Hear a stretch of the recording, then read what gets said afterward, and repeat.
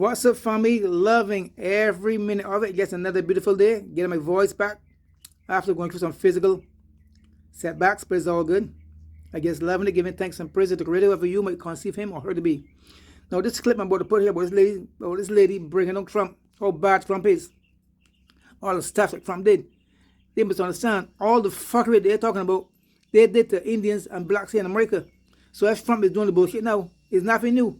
Because all the fuckery they did to blacks and Indians here in America to get the land and the resource that they have, that's the same fuck that Trump is doing now. So what happened is that they're trying to indict Trump for all the fuckery that Trump doing, and they did worse than Trump to people that live here, like blacks and Indians here. They did fuckery those blacks and Indians living here. But they're trying to make Trump look like he's a bad person on the planet. When they do a whole bunch of fuckery here to people that live in here, that born here and live here. But not because Trump is exposing who he is. They want to say he's this, he's that, he's no good. Fuck all of them. They're all the same bullshit to me. They're all the same bullshit to me. And if check out what she's saying here. To me, what she said is a bunch of bullshit, because all do the same bullshit to blacks and Indians. So it's nothing new under the sun what they're doing. It's just it's being exposed more and more every day now. I'm out there. Peace out. One love. There's nothing technically improper or rule breaking or illegal about a former president facing charges. Even if it hasn't happened before, it doesn't break any rules. But why has it never happened before? Why has no one else before now considered a criminal indictment against a former president? Is it because it's so dangerous, it's so unwise, it's so somehow against our system to prosecute a former president? Or is it just because there's never been one before who has lived this way? I mean, yes, from a historical perspective, an indictment against a former president is unprecedented. But given that we're talking about this particular former president, Donald J. Trump, can you honestly say to yourself that an indictment is a surprise?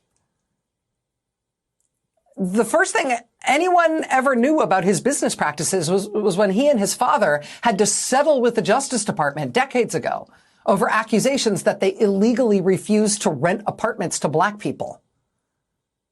Then by the time he was entering politics, he was paying another gigantic settlement, a $25 million settlement over fraud claims involving his fake university that he put his name on. Then his family charity was shut down and fined millions of dollars as a fraud. Then his national security advisor pled guilty to lying to the FBI twice.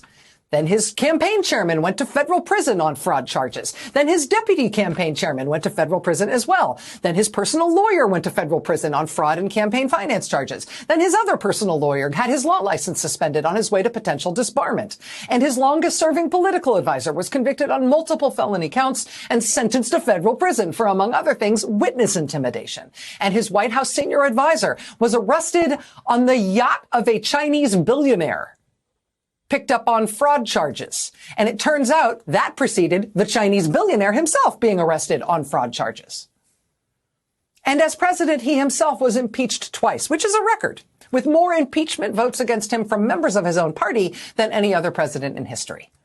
And even since then, his company, which is literally called the Trump Organization, was convicted on multiple felony fraud charges. And his longtime CFO is in Rikers as we speak.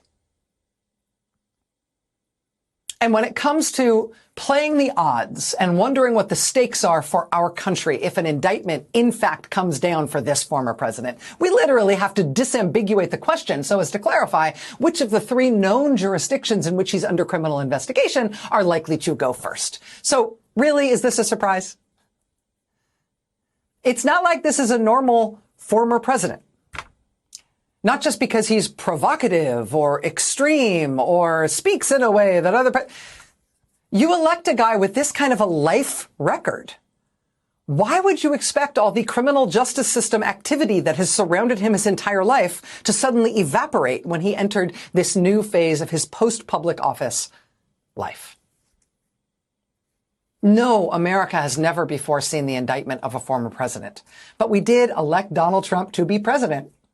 And his life, business, and political milieu are a place in which handcuffs are like seasonal decorations. Happy equinox.